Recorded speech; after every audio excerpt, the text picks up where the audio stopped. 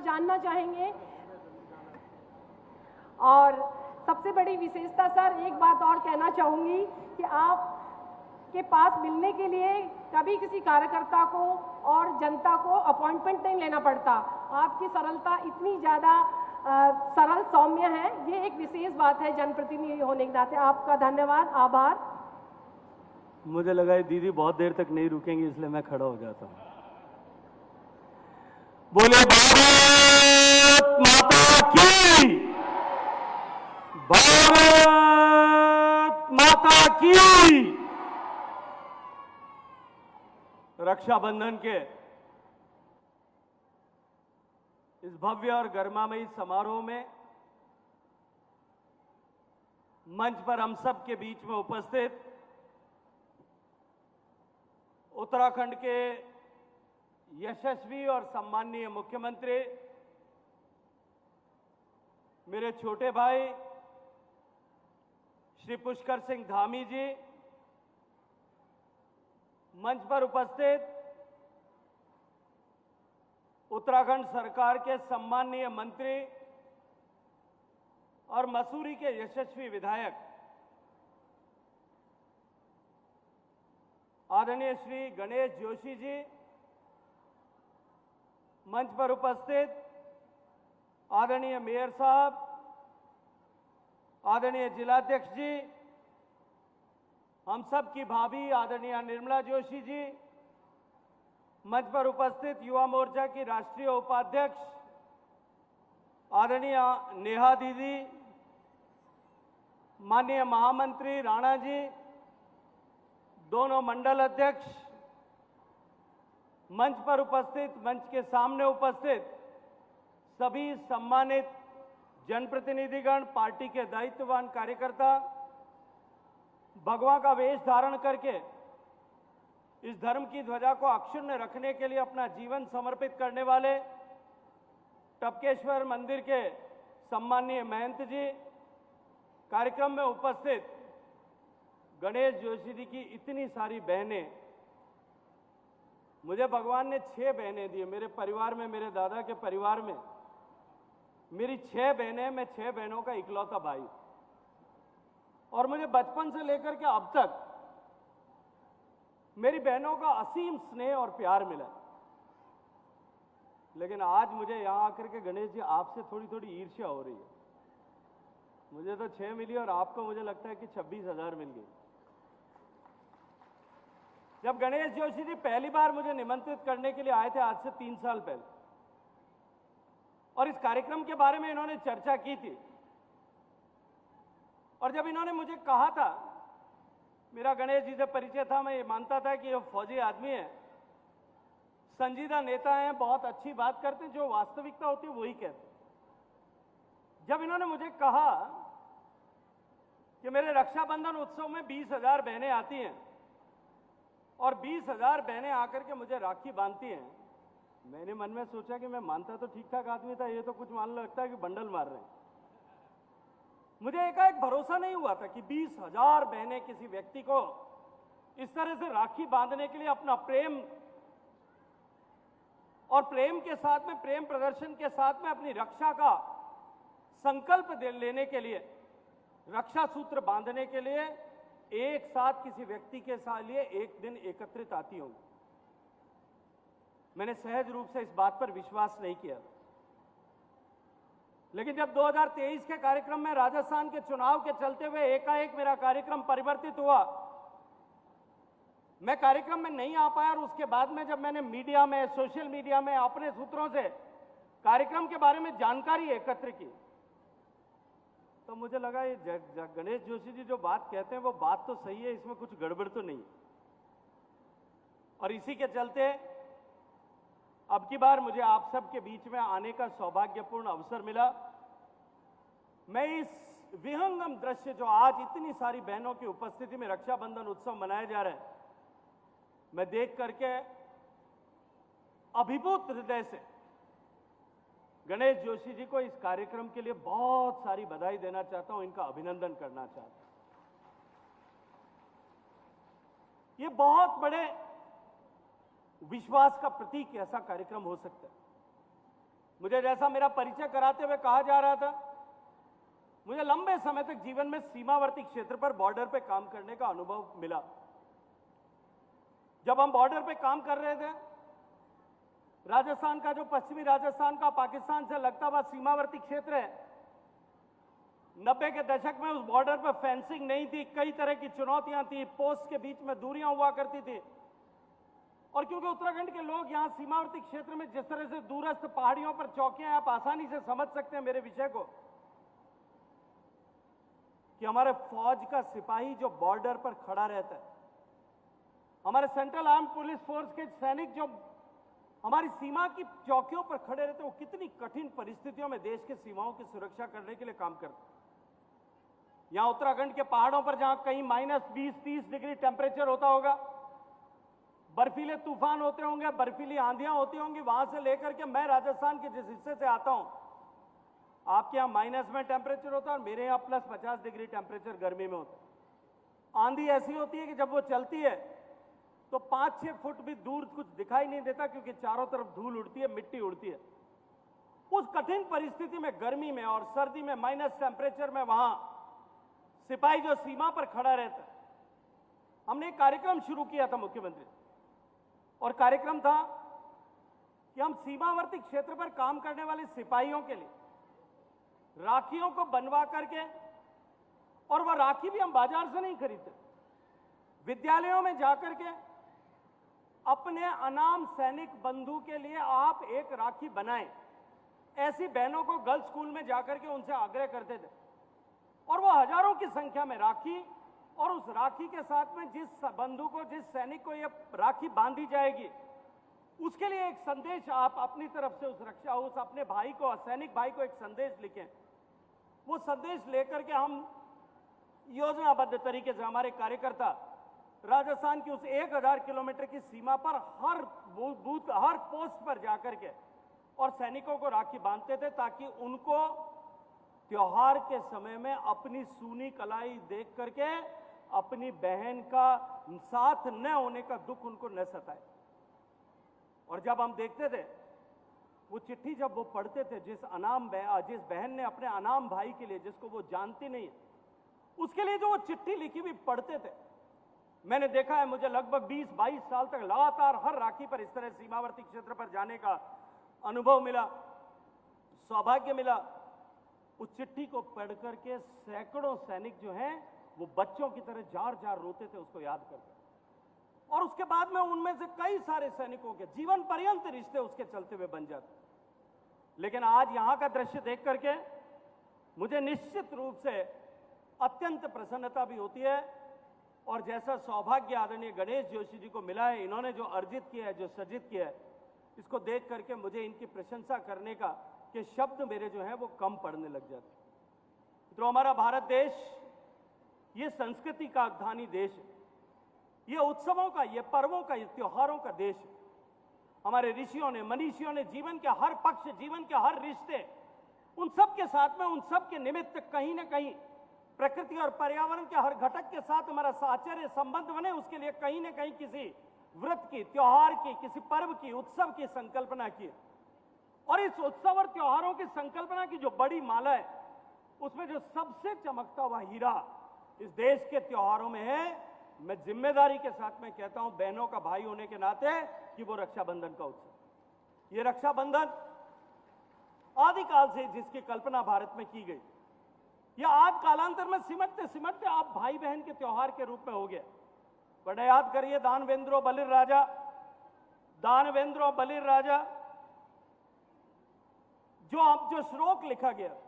दान बद्धो बलिर राजा दानवेंद्रो महाबली, उस श्लोक में राजा बलि से भगवान खुद जाकर के और अपना रक्षा सूत्र बांध करके उससे आशीर्वाद प्राप्त करके उससे कुछ मांगते, वहां से लेकर के कि व्यक्ति जो है जिसको रक्षा सूत्र बांधे, इतिहास में अनेक ऐसी जो है उदाहरण मिलते हैं। मेरी वीर माता बहनें यहाँ बैठी हैं, जो वीर नारियां, वीर माताएं यहाँ आई हुई हैं, मैं उनका अभिनंदन करने हुए कहना चाहता हूँ। मैं सैनिकों के परिवार से आने वाला व्यक्ति, रानी कर्मवती की घटना मध्य भारत के इतिहास में, मध्यकालीन इतिहास में आप सबने पढ़ी होगी, जब उसने एक रक्षा सूत्र भेज करके अपनी रक्षा का संकल्प मांगा और तब किस तरह से उसकी रक्षा की और उन्होंने शत्रु को पराजित किया।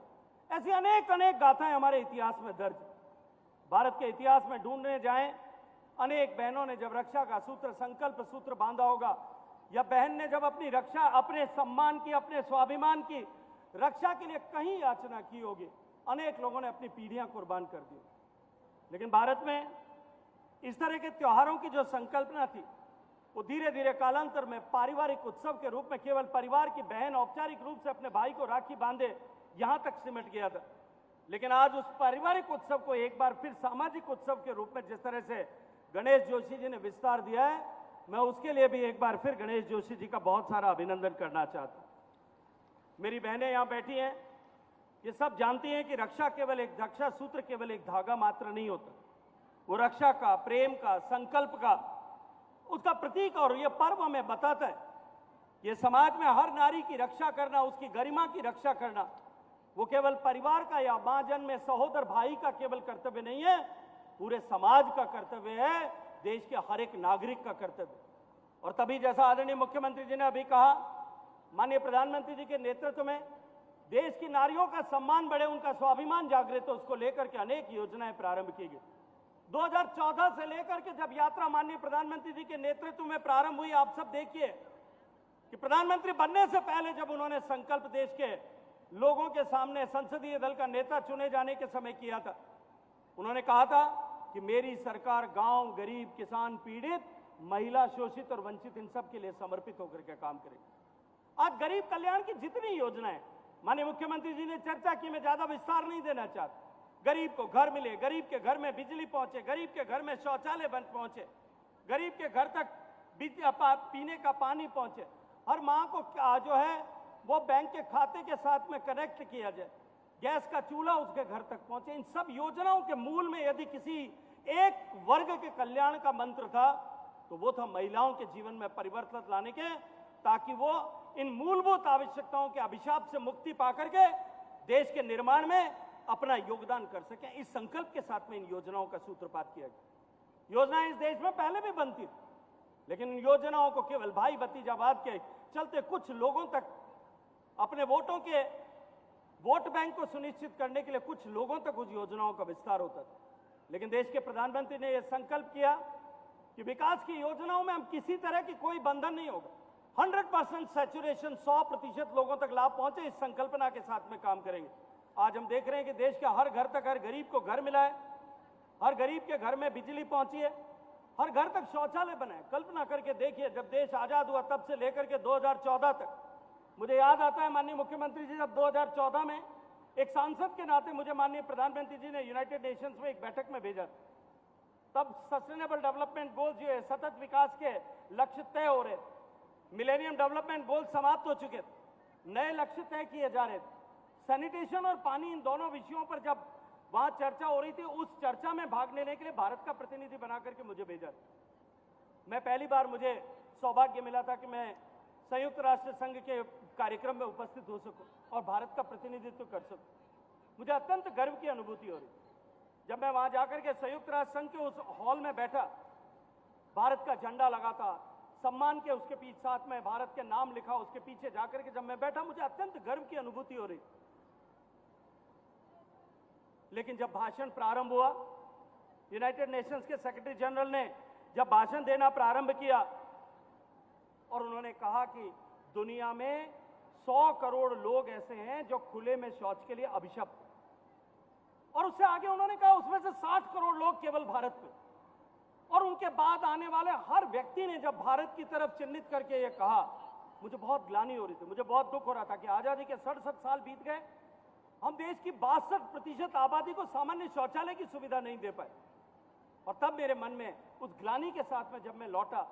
लेकिन धन्यवाद करना चाहता हूं देश के प्रधानमंत्री का कि कुछ ही दिन बाद में लाल किले के प्राचीर से उन्होंने उद्घोष किया कि 5 साल में हम देश के हर घर तक शौचालय पहुंचाने का काम करेंगे। कोई कल्पना नहीं कर सकता। यूनाइटेड नेशंस ने तय किया था कि ऐसे लक्ष्य को पूरा करने में हम 2014 में बैठे थे कि 2030 तक का 15 साल का समय लगेगा, लेकिन आपके आशीर्वाद से बनी हुई सरकार, आपके ताकत के आधार पर बनी हुई सरकार ने 5 साल में उसको पूरा करके दिखाया। और जब मैं 2019 में जल शक्ति मंत्री के नाते उस कार्यक्रम में गया था, तो अब हम कॉलर ऊंची करके खड़े थे। मैं गर्व के साथ में वहां खड़ा होकर के कह रहा था कि हमने 5 साल में 12 करोड़ शौचालय बना करके देश को खुले में शौच से के अभिशाप से मुक्त कर दिया। देश की 40 करोड़ महिलाओं का सम्मान, उनका गरिमा के साथ जो उनको नित्य प्रतिदिन समझौता करना पड़ता था, उस अभिशाप से उनको मुक्त करा दिया। मुझे सौभाग्य मिला जल शक्ति मंत्री के नाते काम करने का, जहां ये दायित्व मेरे साथ ऊपर था। मुझे सौभाग्य मिला जल शक्ति मंत्री के नाते माननीय प्रधानमंत्री जी के विजन के अनुरूप उनके मार्गदर्शन में जल जीवन मिशन प्रारंभ करने। मैंने तो देखा था पश्चिमी राजस्थान में, यहाँ पहाड़ में भी मैं जानता हूं, नीचे चश्मे से पानी भर के लाने वाली महिला को कितना परिश्रम करना पड़ता। लेकिन पश्चिमी राजस्थान में मेरी माताएं बहनें छोटी उम्र में पानी सर पर ला करके जो यात्रा प्रारंभ करती है सर पर लाने की, वो बूढ़े हो जाती है, कमर झुक जाती है, तब तक वो यात्रा चालू रहती। एक महिला अपने जीवन में पानी लाने के लिए जितने कदम पश्चिमी राजस्थान में चलती थी, अगर उसको सीधे सीधे न्याय दीदी अगर उसको जोड़ दिया जाए तो वो अपने जीवन काल में धरती की 3 बार परिक्रमा करने जितना परिश्रम करती थी। लेकिन माननीय प्रधानमंत्री जी का अभिनंदन है, उन्होंने कहा देश की माताओं बहनों को इस अभिशाप से मुक्त कराएंगे। आज देश में 19 करोड़ घरों में से लगभग 17 करोड़ घरों तक पीने का पानी पहुंच गया। आज माननीय प्रधानमंत्री जी के नेतृत्व में जिस तरह से महिलाओं के सशक्तिकरण के लिए काम हो रहा है, सारी योजनाओं को महिलाओं के केंद्र का में रखते हुए जिस तरह से निर्माण किया जा रहा है, आज उसका परिणाम दिखाई देने लगा है। अभी आदरणीय गणेश जी और माननीय मुख्यमंत्री जी चर्चा कर रहे थे। मैं जब सीमावर्ती क्षेत्र में काम करता था तो मुझे यहाँ आपके उत्तराखंड में भी कुछ समय तक काम करने का अवसर मिला। यहाँ आपका जो प्रथम गांव माना जो है, वहाँ की माताएं बहनें जो हैं वो ऊन का कपड़ा बुनती थी, लेकिन उनको उचित मूल्य नहीं मिलता। हमने जो है export promotion council for handicraft के साथ में उनको जोड़ा, उनके साथ में कुछ डिजाइनर्स को कनेक्ट किया। उन डिजाइनर्स को कनेक्ट करने का प्रभाव ये हुआ कि आज उनका प्रोडक्ट दुनिया के ज़ारा के सारे स्टोर्स में माना कि महिलाओं का प्रोडक्ट बिकता है, और उसके कारण से उनकी आजीविका संपूर्ण रूप से परिवर्तित हो गई। आज देश को सशक्त करने के लिए, देश की अर्थव्यवस्था को सशक्त करने के लिए जिस तरह की भूमिकाएं मेरी बहनें निभा रही हैं, यहाँ उत्तराखंड की इस देवभूमि में आकर के मेरा ये संकल्प कई गुना बढ़ता है। आप सब लोगों के उत्साह को देख करके बढ़ता है कि आने वाले समय में ये भारत जो है, जो माननीय प्रधानमंत्री जी कहते हैं कि ये केवल महिलाओं का सशक्तिकरण नहीं, अभी तो महिलाओं के कारण के माध्यम से देश के सशक्तिकरण की दिशा में हम जा रहे हैं। और यही संदेश जब G20 की बैठक भारत में हुई तब माननीय प्रधानमंत्री जी ने दुनिया के नेतृत्व को दिया। आज हम उस मार्ग पर चल पड़े। गणेश जोशी जी को बहुत सारी बधाई देते हुए आप सबसे इतना निवेदन करना चाहता हूं कि ये रक्षाबंधन का उत्सव जो हमको अपने संकल्प का स्मरण कराता, जो हमारे दायित्वों का स्मरण कराता है कि हमारा दायित्व बहनों के प्रति क्या है, उसके साथ साथ में हमको इस रक्षाबंधन के उत्सव के समय में समाज के प्रति, राष्ट्र के प्रति, प्रकृति और पर्यावरण के प्रति हमारा जो संकल्प है उसको भी हमें स्मरण करना चाहिए। मुझे अत्यंत प्रसन्नता हुई कि हरेला के समय में 5 लाख पौधे गणेश जोशी जी के नेतृत्व में दिए गए, और राज्य भर में माननीय मुख्यमंत्री जी के नेतृत्व में लाखों की संख्या में पौधों का वितरण और पौधों को लगाने का काम हुआ। माननीय मुख्यमंत्री जी के नेतृत्व में महिलाओं के माध्यम से, जैसा इन्होंने कहा कि माध्यम से सारी आर्थिक गतिविधियां, सरकार की सारी योजनाएं चले, इस दिशा में ये आगे बढ़ रहे हैं। मैं ये मानता हूं कि हम संकल्प लेकर के इस कालखंड में जब हमारा देश संपरिवर्तन के दौर से गुजर रहा है, ट्रांसफॉर्मेशन के दौर से गुजर रहा है, तब हम सब मिलकर के महिलाओं की ताकत के आधार पर इस देश को बदलने की दिशा में आगे बढ़ें। ऐसी शुभकामनाओं के साथ रक्षाबंधन के इस पवित्र समारोह में मुझे आप सबके बीच में आकर के इतनी सारी बहनों का स्नेह प्राप्त करने का अवसर प्रदान करने के लिए माननीय मुख्यमंत्री जी को, माननीय गणेश जोशी जी को बहुत सारा अभिनंदन करते हुए, यहाँ जो वीर माताएं आई हुई हैं, जो वीर बहनें आई हुई हैं, उन जिन्होंने अपना सर्वस्व इस समाज के लिए, इस राष्ट्र की रक्षा के लिए समर्पित किया है, उनके श्री चरणों में प्रणाम करते हुए, क्योंकि उनके दर्शन का सौभाग्य मुझे मिला है, मैं एक बार फिर गणेश जोशी जी को, नेहा दीदी और माननीय मुख्यमंत्री जी को बहुत सारी बधाई और अभिनंदन करता हूं, इनका धन्यवाद करता हूं। बोलिए भारत माता की, भारत माता की।